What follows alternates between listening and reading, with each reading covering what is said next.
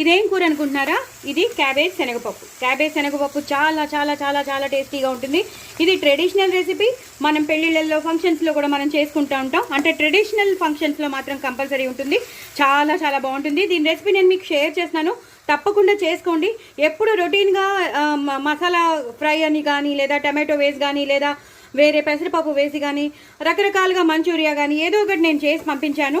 నేను షేర్ చేశాను క్యాబేజ్ కూరని డిఫరెంట్ వేస్గా పంపించాను. కానీ ఇవాళ మాత్రం నేను మీకు ఫస్ట్ టైం నేను క్యాబేజ్ శనగపప్పు చేసి పంపిస్తున్నాను, షేర్ చేస్తున్నాను. చాలా చాలా చాలా చాలా టేస్టీగా ఉంటుంది. ఎక్కువ కొత్తిమీర కరివేపాకు వేసుకోండి, వెల్లుల్లిపాయ పోపు పెట్టుకోండి. చక్కగా శనగపప్పు ఎక్కువ వేసుకొని చేసుకోండి. ఇలా తెల్లగానే ఉండాలి. కారం కానీ ఏం వేయకూడదు. కొబ్బరి మాత్రం వేసాను. కొబ్బరి, పచ్చిమిర్చి, వెల్లుల్లి ఇది గ్రైండ్ చేసుకుని పేస్ట్ చేసి పెట్టుకోవాలి. అలాగే పచ్చిమిరపకాయలు ఎక్కువ వేసుకోవాలి. దీని రెసిపీ బాగుంటుంది కాబట్టి, దీని రెసిపీ నేను మీకు షేర్ చేస్తున్నాను కాబట్టి చక్కగా మీరు చేసేసుకోండి. మినపప్పు, శనగపప్పు ఎక్కువ వేసుకోండి.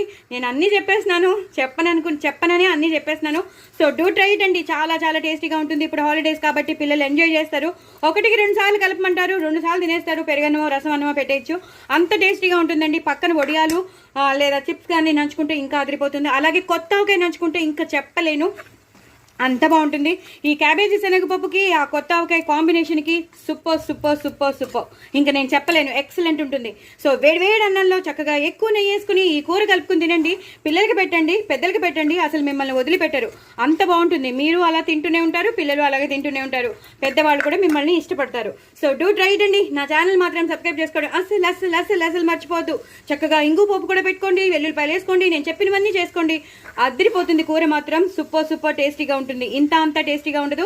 చాలా సాత్వికంగా, చాలా ఈజీగా డైజెస్ట్ కూడా అయిపోతుంది. మనకి ప్రోటీన్తో పాటు మనకు కావాల్సిన విటమిన్స్ అన్నీ వచ్చేస్తాయి. సో డూ ట్రై ఇట్ అండి. నా ఛానల్ మాత్రం సబ్స్క్రైబ్ చేసుకోవడం అస్సలు మర్చిపోద్దండి. బాయ్ అండి.